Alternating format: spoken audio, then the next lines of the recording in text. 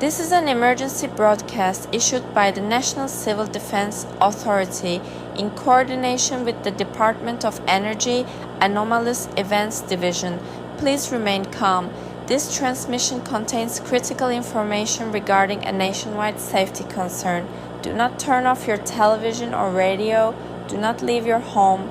At 3:17 a.m. Eastern Standard Time, sensors at the Deep Horizon Nuclear Monitoring Station registered a detonation signature approximately 46 miles beneath the Earth's surface. The reading mimicked a thermonuclear blast but lacked any corresponding seismic activity. No tectonic plates shifted, no fault lines moved. The energy spike lasted precisely 6 minutes and was followed by silence, absolute and total silence, across all underground channels, not static, not interference, silence as if the earth itself was holding its breath. 27 minutes later, every live security feed from America's decommissioned missile silos began transmitting simultaneously. This should not be possible. Most of those cameras were removed decades ago. Some of the silos were sealed in concrete.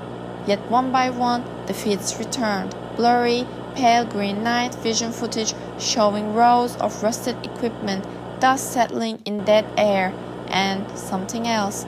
At the center of each camera frame stood a man, the same man, perfectly still, pale skin, wet and bloated, wearing what looks like a Cold War era hazmat suit fused into the body. His face is visible through the cracked visor. He is smiling. We don't know how he got in. We don't know how he is in all the silos at once. His position never changes. He stands just beneath the missile hatches, looking up, arms at his sides.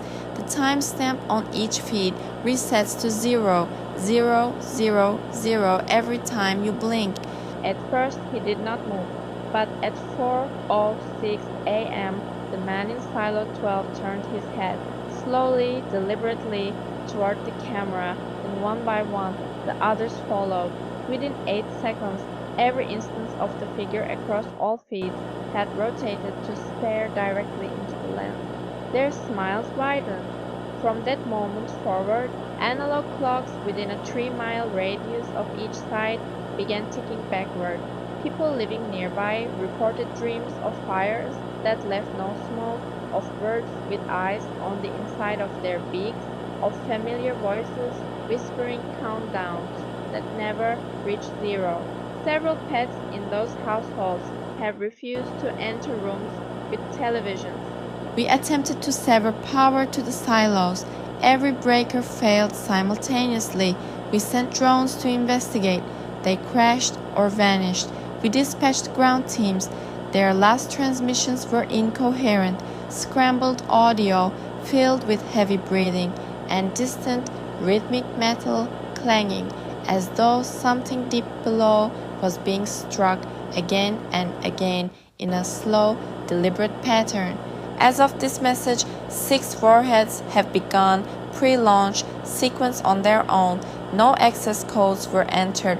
The silos were disconnected from command 30 years ago, but the timers have started and they are counting down to numbers that don't exist. Symbols and glyphs not part of any human language, rotating in place like gears. The warheads themselves remain motionless, but heat signatures show them glowing from within, not like radiation, like breath, and something is responding. Earlier tonight, NORAD radar began detecting shapes above the atmosphere, not missiles, not aircraft, shapes, the size of cities, no propulsion, no descent, just appearing, hanging in place, silent. We fired on one, the feed cut out. When it returned, the same smiling figure was now standing inside the NORAD control room, lights dead, instruments melting. He did not move. If you are hearing this, do not attempt to flee to military bunkers. They are no longer secure. Do not go underground. That is where it came from. We don't know if it was always there, waiting, or if we built too deep and found it, but it knows we saw it now. It wears the face of man we buried. It echoes through systems we dismantled. It is not a ghost, not a bomb, not a god.